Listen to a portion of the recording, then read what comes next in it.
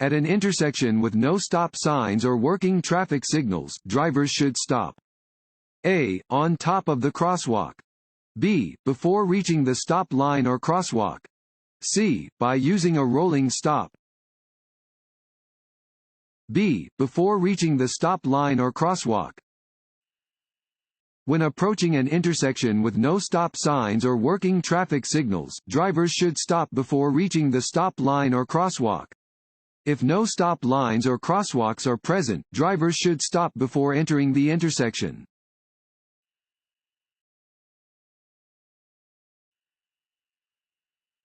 You may cross double yellow lines to pass another vehicle if the A. Vehicle in front of you moves to the right to let you pass. B. Yellow line next to your side of the road is broken. C. Yellow line next to the opposite side of the road is broken. B. Yellow line next to your side of the road is broken. A broken yellow line in the center of the road indicates that traffic next to the broken yellow line may pass, if it is safe to do so.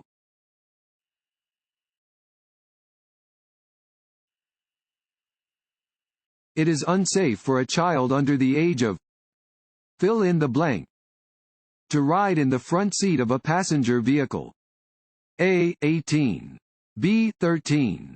C. 16. B. 13.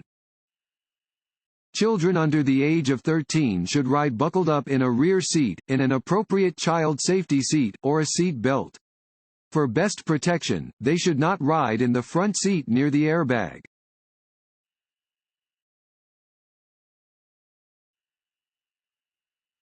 When driving at night on a dimly lit street, you should A. Drive slowly enough that you can stop within the area illuminated by your headlights. B. Turn on your high-beam headlights to better see the vehicles ahead of you. C. Keep the instrument panel lights bright to be more visible to other drivers. A. Drive slowly enough that you can stop within the area illuminated by your headlights. You should drive more slowly at night than during the day because it is not possible to see as far ahead at night. You should make sure that you can stop within the area illuminated by your headlights.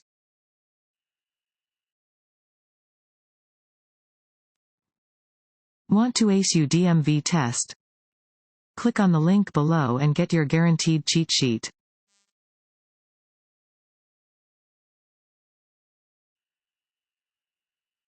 Having a driver license is a requirement, B. Privilege, C. Right. B. Privilege. It is important to remember that driving is a privilege and that all drivers play a role in ensuring that everyone remains safe on the roadways. If you prove to be abusive of that privilege, the privilege may be revoked.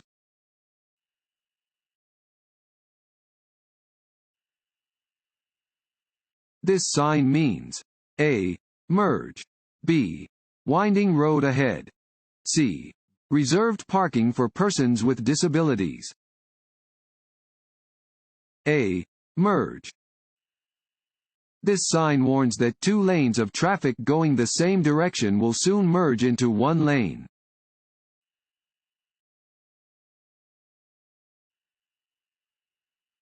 Blue traffic signs offer information on A. Motorist services. B. Construction and maintenance. C. Mileage information, such as distances to specific locations. A. Motorist services. Blue signs on the roadway are service signs. They are used to provide information about motorist services, such as upcoming rest areas, food options, or nearby hospitals.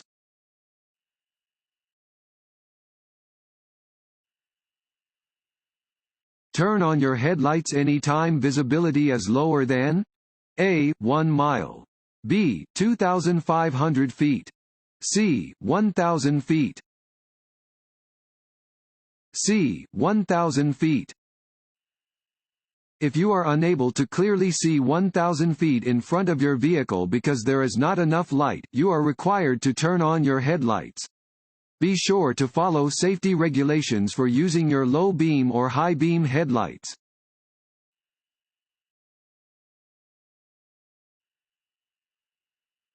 A broken yellow line beside a solid yellow line indicates that A. Passing is permitted from the lane next to the solid yellow line. B. Passing is not permitted from either direction. C. Passing is permitted from the lane next to the broken yellow line. C. Passing is permitted from the lane next to the broken yellow line. A broken yellow line alongside a solid yellow line means that traffic in the lane next to the broken line may cross the line to pass, while traffic in the lane next to the solid line may not.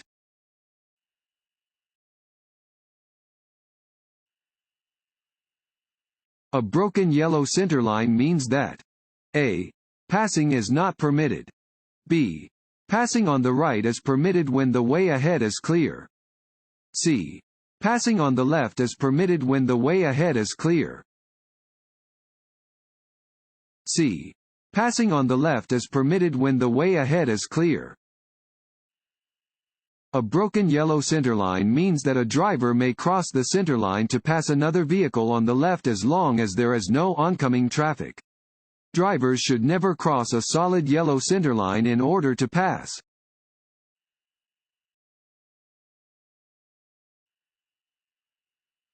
When driving in work zones, you should A. Follow the driver in front of you closely. B. Pass the driver in front of you as soon as you can. C. Avoid tailgating and keep a safe following distance.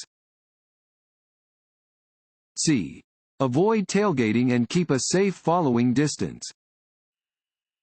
When driving in a work zone, keep a safe distance between your vehicle and traffic barriers, trucks, construction equipment, workers, and other vehicles.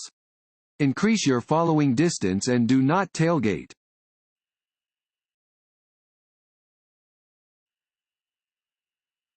Make room for cars that are entering the freeway by A. Slowing down. B. Merging into a different lane. C. Maintaining your speed and position. B. Merging into a different lane. Make room for vehicles that are entering a freeway. If possible, merge into the next lane to create a gap for the incoming vehicles. If you cannot merge, adjust your speed to allow for the vehicles to enter traffic as smoothly and safely as possible.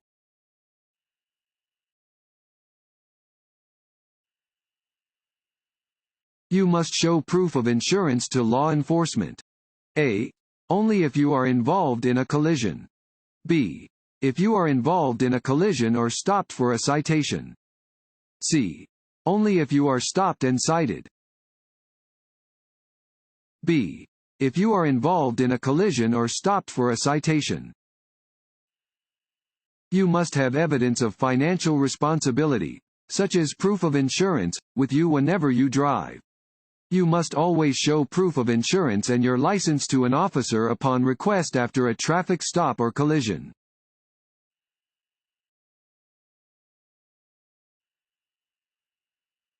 If it is necessary to make an emergency stop while driving on an interstate, you should A. Sound your horn at passing cars to get their attention. B. Get out of your vehicle and flag down the first vehicle that passes. C. Pull off the road, turn on your emergency flashers, and stay in your vehicle, if you can. C. Pull off the road, turn on your emergency flashers, and stay in your vehicle, if you can. If you must stop on the shoulder of the interstate or highway, turn on your emergency flashers to warn other drivers and stay inside your vehicle, if you can. The extremely high speed of traffic makes standing or walking along an interstate highway very dangerous.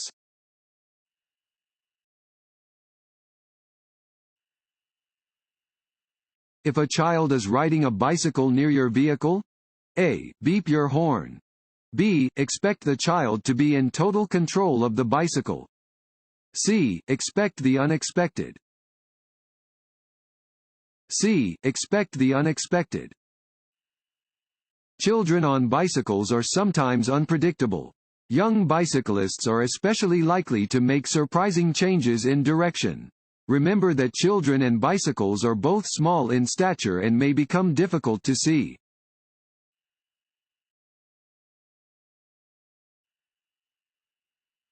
When you are facing a green light and there are pedestrians in the intersection.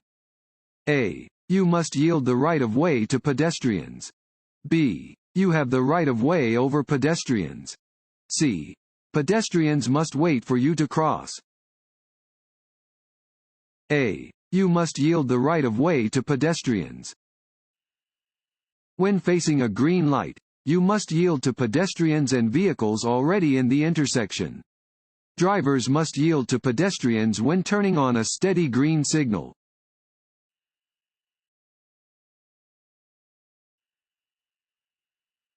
Hydroplaning is when the A. Windshield wipers cannot keep the windshield clear of rain.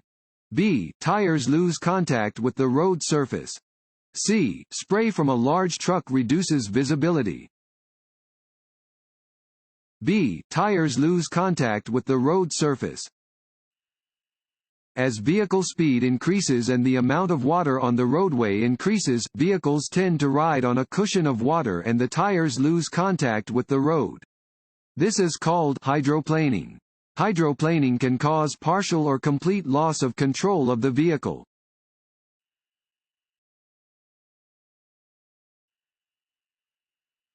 Which of these is a safe driving technique? A. Using your high beam lights in the fog. B. Staring at the road ahead of your vehicle. C. Checking your rearview mirrors frequently. C. Checking your rearview mirrors frequently. To stay aware of hazards, you should scan the road and check your rearview mirrors every 2 to 5 seconds. Constantly staring at just the road ahead of you is dangerous.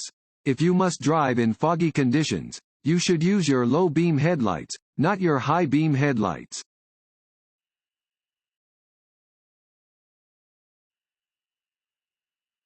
If your vehicle has a two-part safety belt system, you should A. Use only the lap belt. B. Use both the lap and shoulder belts. C. Use only the shoulder belt. B. Use both the lap and shoulder belts. If your vehicle has a two-part seat belt system, be sure to wear both the lap belt and the shoulder belt. Wearing either part alone greatly reduces your protection. If you have an automatic shoulder belt, be sure to buckle your lap belt as well.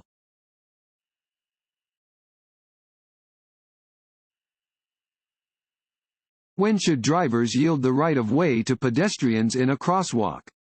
A. Only if the pedestrians first wave to the driver. B. Only if the pedestrians are not texting while walking. C. At all times. C. At all times.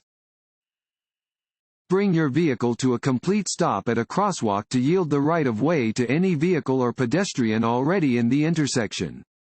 You may carefully proceed if your lane is completely clear.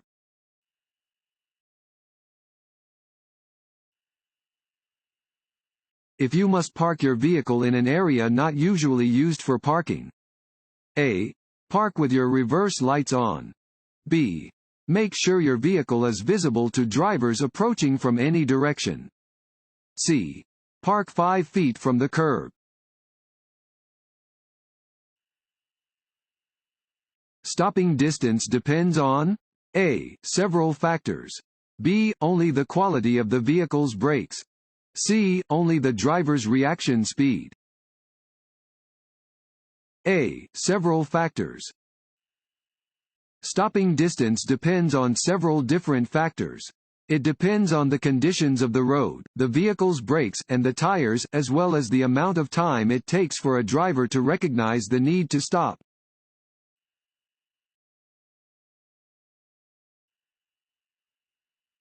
This sign is a warning that you are approaching A. An intersection. B. A crosswalk. C. A railroad crossing. C. A railroad crossing.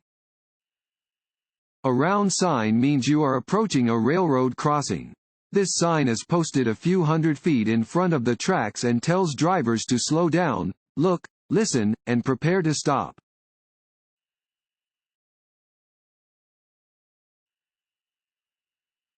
MVA will suspend the license of any driver with a blood alcohol concentration (BAC) test result of A. 0.08% or higher, B. 0.02% or higher, C. 0.06% or higher. A. 0.08% or higher. Any person who drives or attempts to drive a motor vehicle on a roadway in Maryland consents to take a test determining the concentration of alcohol, or any other controlled dangerous substance, in their blood. The MVA will suspend the license of any driver who submits to the test and is determined to have at least a 0.08% blood alcohol concentration (BAC).